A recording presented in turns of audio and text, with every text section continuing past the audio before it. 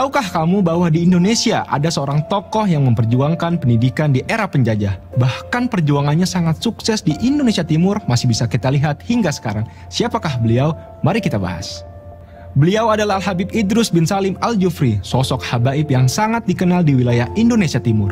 Beliau lahir di kota Taris, sebuah kota kecil di dekat kota Seun, Hadramaut pada tahun 1891 Masehi. Sejak dini, beliau dididik langsung oleh ayahandanya yaitu Al-Habib Salim bin Alwi Al-Jufri, seorang mufti dan qadhi di kota Taris. Di bawah bimbingan sang ayah, Habib Idrus tumbuh menjadi pribadi yang alim dan pakar dari berbagai cabang ilmu. Hingga di tahun 1916 Masehi, di usia 25 tahun, ayahandanya wafat dan Habib Idrus menggantikan posisi ayahanda sebagai mufti dan qadhi di kota Taris. Perjuangan Habib Idrus bin Salim Al-Jufri tak kalah masih di Hadramaut tidaklah mudah. Di saat itu Hadramaut masih berada di dalam jajahan Inggris. Maka Habib Idrus bersama Habib Abdurrahman bin Ubaidillah As-Saggaf memutuskan untuk berangkat ke Mesir guna memberitakan kekejaman Inggris. Akan tetapi langkahnya terhalang saat hendak menaiki kapal di pelabuhan Aden. Beliau berdua ditangkap dan seluruh dokumen yang dibawa dirampas. Beliau berdua pun dilarang keluar dari negara Arab manapun. Habib Abdurrahman bin Ubaidillah As-Saggaf tetap di Hadramaut hingga akhir usia beliau. Akan tetapi Habib Idrus Al-Jufri memutuskan untuk hijrah ke Indonesia. Apakah di Indonesia Habib Idrus tetap berjuang menentang penjajah? Bagaimana kisah beliau saat tinggal di Indonesia? Pada tahun 1925, Habib Idrus tiba di Tanah Jawa. Beberapa kota di Jawa beliau singgahi, seperti Pekalongan dan Jombang. Tatkala para tokoh Alawiyin mendengar kabar Habib Idrus tinggal di Jombang, maka mereka meminta kepada Habib Idrus untuk mengajar di kota Solo, yang kala itu baru didirikan sebuah madrasah Ar-Rabithah Al-Alawiyah di kota Solo pada tahun 1928.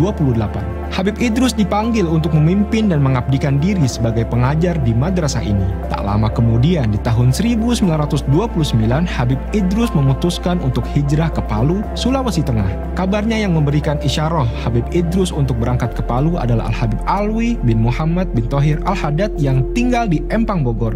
Di kota Palu inilah beliau mendirikan sebuah yayasan pendidikan yang bernama Al-Khairat di tahun 1930. Sejak awal berdirinya Al-Khairat, manajemen operasional dan keuangan di Al-Khairat sepenuhnya ditanggung oleh Habib Idrus. Tak hanya itu, siswa yang belajar di Al-Khairat digratiskan. Di saat itulah beliau menjalani dua profesi sekaligus, yaitu sebagai pengajar dan juga pengusaha guna menopang kebutuhan madrasah Al-Khairat di kala itu. 3 tahun berselang, pada tahun 1933 Masehi, pemerintah kolonial Belanda mengeluarkan peraturan yang mewajibkan siswa Al-Khairat membayar pajak kepada kolonial Belanda. Hal ini menyurut tekad juang siswa yang kala itu sudah berjumlah ratusan dengan berdemonstrasi di kantor pajak milik pemerintah kolonial. Dengan hal demikian, pemerintah kolonial mencabut peraturan tersebut. Tak berselang lama, pada 8 Desember 1941 pecah Perang Pasifik dan membuat Indonesia kembali terjajah dengan pendudukan tentara Jepang di tanah air.